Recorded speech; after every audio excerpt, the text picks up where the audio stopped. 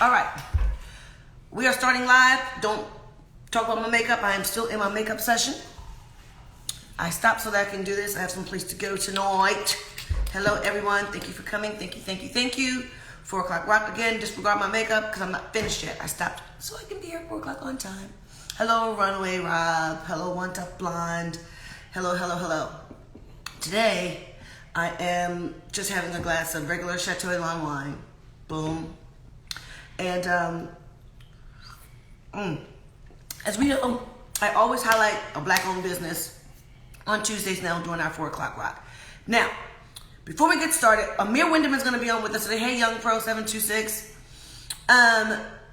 He is a record industry producer, and he has been for a really long time. I want to share knowledge for people who want to be in the industry and would like to know what's that next step for them, especially during this COVID.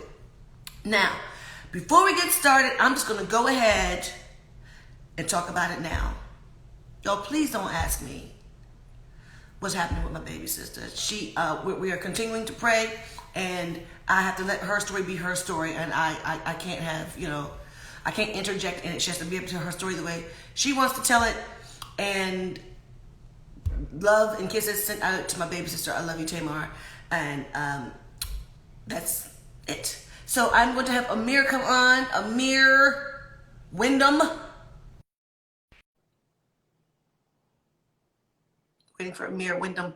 Well, thank y'all. Appreciate it. Yeah. Hey, Amir. What's up, lady? Wait, supposed to do this, right? Right. Okay. Hey, our soul star, my cousin Russell. Hey, my love. Okay. So before we delve into it, Amir, why don't you tell the people who you are and what you do? I'm Trina's assistant. Been an assistant for about 20 years now, just behind the scenes guy. But no, I'm a record executive, a film producer. It's like a slave, I'm not gonna lie. But yeah, I've had the privilege to work kind of on all sides of entertainment, from being a executive on the A&R side for Atlantic and Def Jam, and then got into film production. I helped write a song called Happy with Pharrell Williams. I'm a music supervisor for film and TV. So and that's why I'm also bald-headed and I don't have no hairline. That's I'm a little something what I do. Okay, so we're gonna just jump into it. I know you don't have a lot of time. Okay, cigar. Yeah, is You drink, so, that's we're equal. so we're gonna jump into it. So what would you tell that person? Because we're amidst COVID right now. We know that the industry is changing already as it is because everything has already gone digital. And so now everything is going to social media, and things are already now getting to be prepackaged before people go out there. So what I want to ask you as an executive, what can people do right now that want to enter into the record industry? They hit a brick wall, like, what do I do now? What do we do next? Well, a lot of success in the music industry comes from mentality.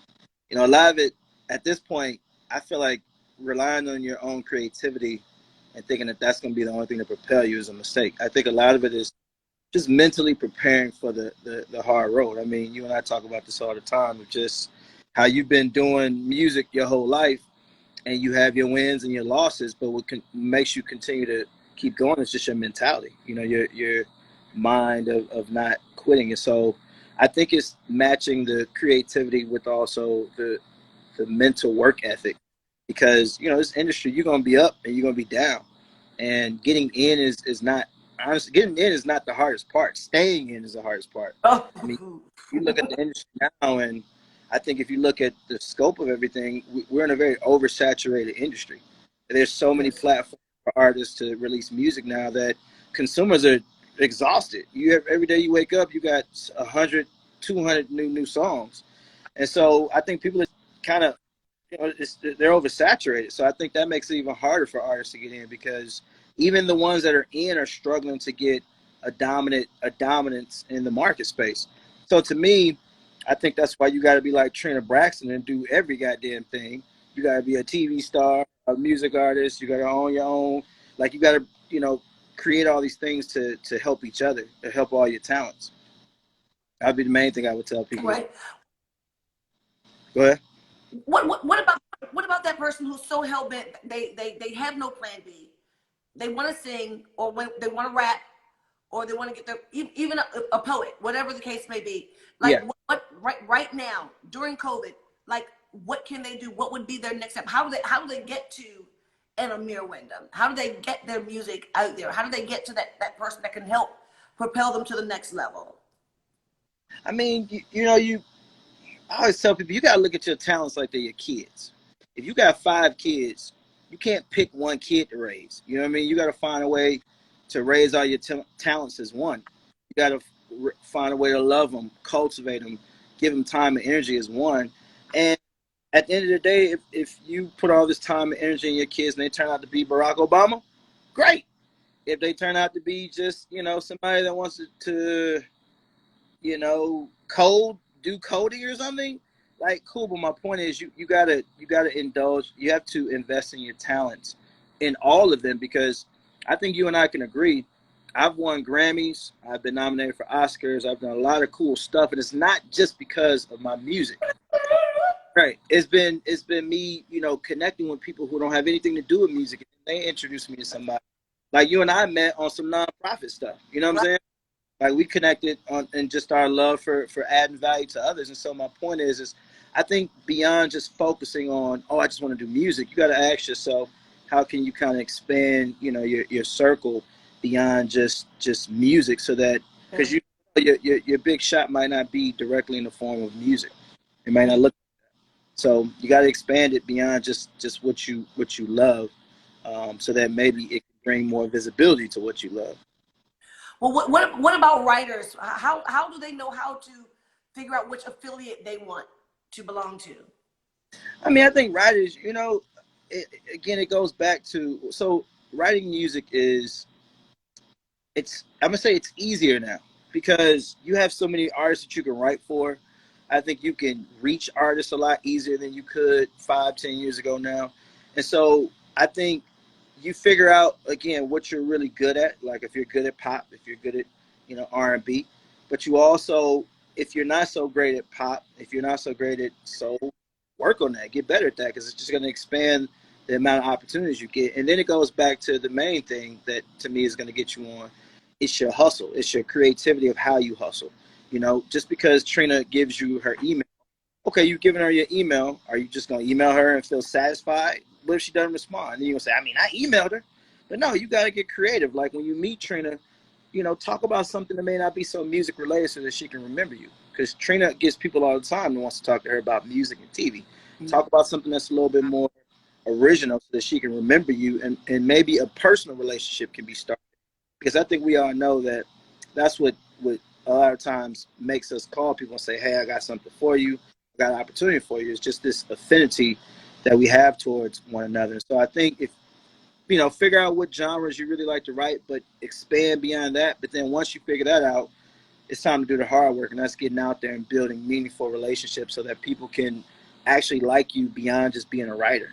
Because that's, to me, you really get a lot of work from people just actually supporting you. I agree. I agree. But just like you said, you and I, we met on happenstance because we were doing, Right. a charity event together. Yep. I important. Like even though we're going through this, COVID-19. For me, it's COVID 35. So that's how many pounds I gained. But even though, Girl, you look good, girl. That's why you're married now. boom, he married me for my cooking. Exactly. Anyway, even though we're going through this pandemic, there are still other things you can do. There are a lot of Zooms. There are a lot of even what we're doing now with these Instagram chats, or Facebook chat, or YouTubes, that people can join into these rooms and these pages, and they can learn other things, and get involved in the conversation, so that they'll know. I mean, even if it's a nonprofit organization, you just never know who's going to be in the room. I think it's important to know, especially like people like you, like what kinds of things are you involved in. You might go into a film room, and it might be someone who needs music or anything like that. I think it's very important for people to do their research, and to join other rooms and look at different avenues, other than, hey, I need to get to this executive like right away. Message. Say the word that passed. I think that's that's been the story of my career. Like, am I the most creative person in the world? No, it's just I put creativity in everything I do, even building relationships. And building relationships You know, like how you and I become friends, it wasn't because we just were sitting around talking about music and TV show ideas. It was us just shooting the shit, to be honest, just Yeah. talking regular stuff. And I think that's what, you know, sometimes people forget as it relates to industry professionals. Is like, yeah, we're humans. We watch sports.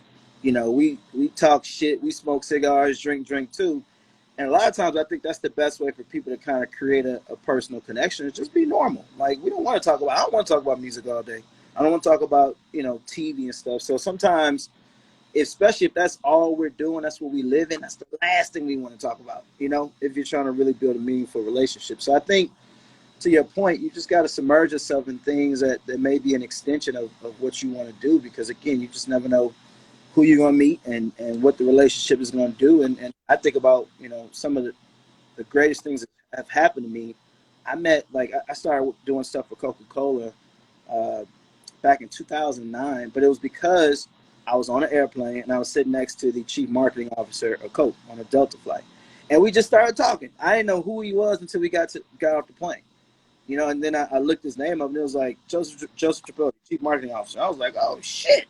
But we'd already established a bond. We didn't talk about really anything work related, and by that time, we already made an impression on each other. So when we did start talking business, it was smooth, it was easy, and he wanted to help me just as I wanted to help him, because we had an affinity towards each other.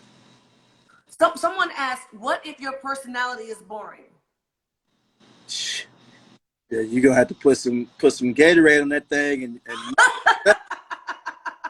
I mean, if your personality is boring, I mean, you know, let's just be straight up. If your personality is boring, like, it's gonna be tougher, right? I mean, because people want to be around memorable people.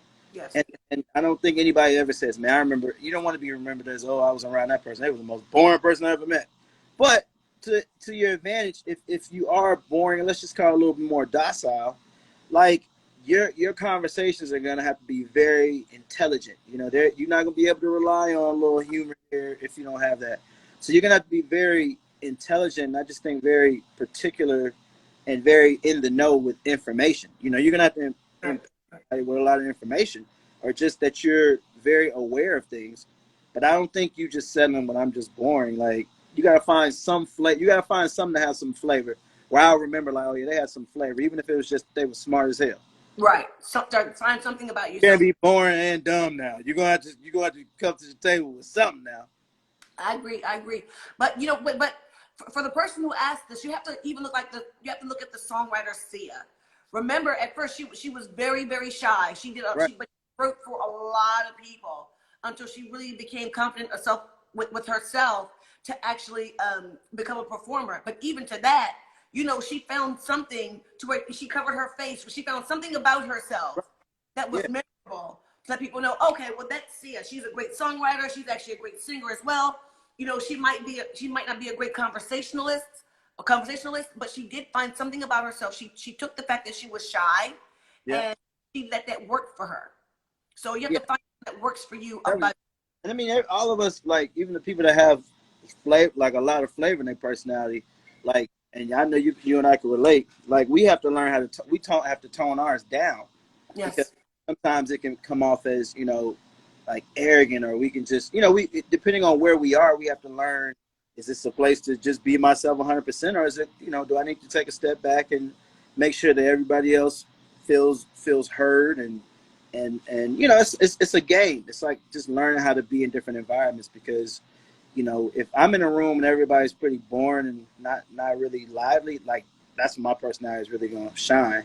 Mm-hmm. If I'm in a room with a bunch of Trina Braxtons, you know, I'm gonna be myself, but I might take a step back, because, you know, Trina is gonna win the Who the Livest battle, because she's gonna do like this and laugh. He can. Whatever. But you know, but there have been some people, and there's been one girl, and maybe she can just sing her behind off. She can just sing. But then there could be another girl, and she is um not as great a singer, but there's something about her that just kind of lights up the room. Right. And that's that person who has that it factor. So there's something. Wait, you're frozen, Amir. There's something. Sometimes there's just something about you. There's something about when you walk into a room where it just Yeah. exudes something, and you don't necessarily have to be the best. You don't Right. have to be the best to make that happen. I'm telling So when that person leaves the room, like, okay, she has a great voice, but there's something great about this other person. The voice isn't as great, right. but there's something about this person that has the it factor that just makes you just attract to that person. So you might not be the best, but find something that's the best about you. Exactly. Definitely. You gotta find where your flavor at. Yeah. Find your flavor, your seasoning. Can't be giving them no bland. Who want bland chicken? All You right. put I mean, I'm those. gonna call you Lowry's. Yeah, Hey. exactly. You gotta put some Lowry's on that thing. You know that.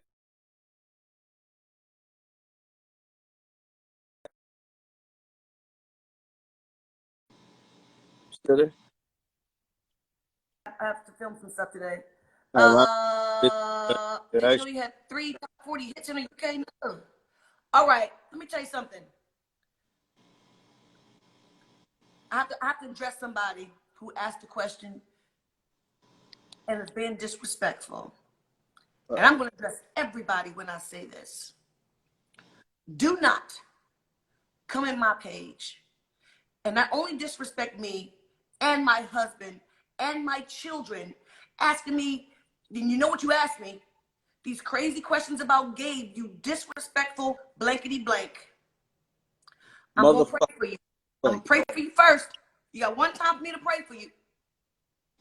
The next time I'm not going to be so nice. Okay? Okay, Pumpkin?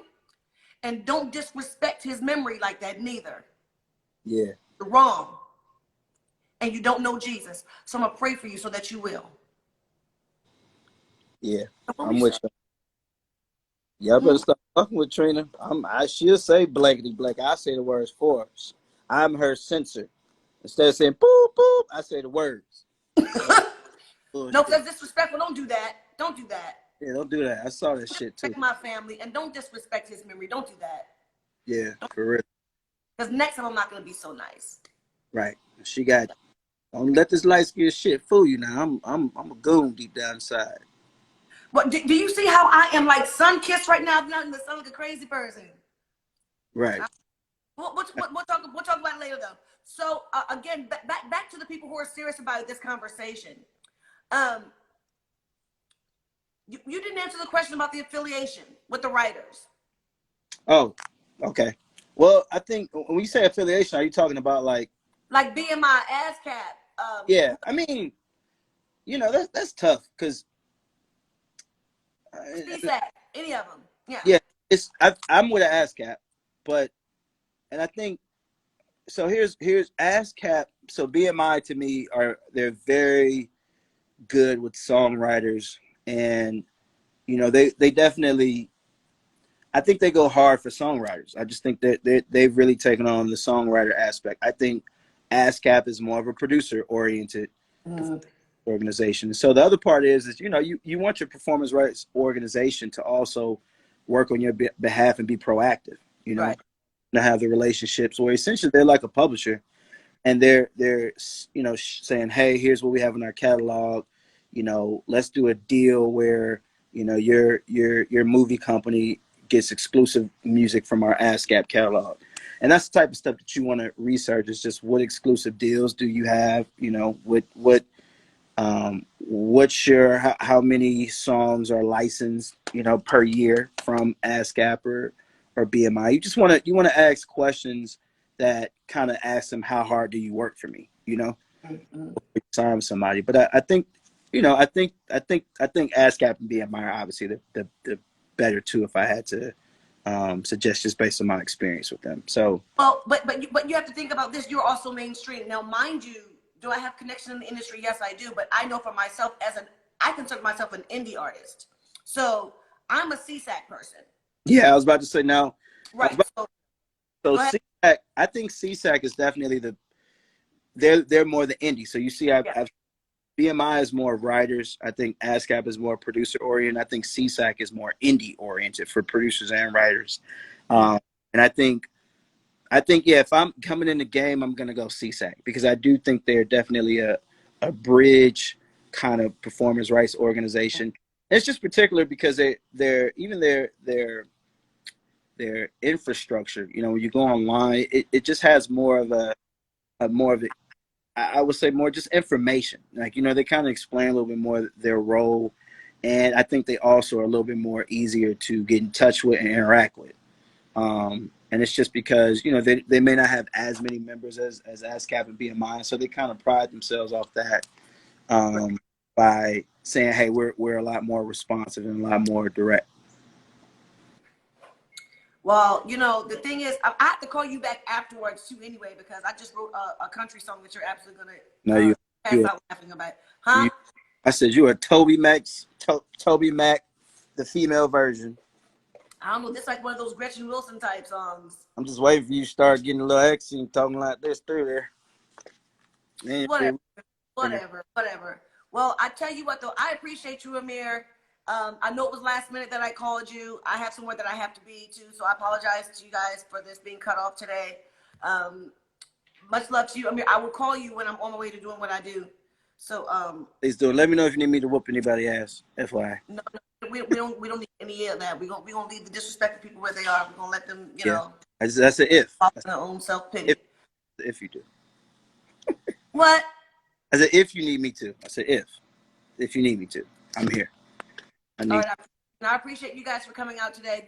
Today was for the serious people about music, you know. So I appreciate those who stayed today, and I will be back next week, and we will have another Black-owned business that we're going to talk about. We actually have some product next week. Remember, we are not here to. I'm not endorsing anybody. I'm not getting a check from anybody. I'm just here to make our community aware of what's going on in our community and what's available in our community. So love you guys. Thank you again. I'll call you later, Amir. Thank you. Appreciate it. See you in a minute. Y'all take care.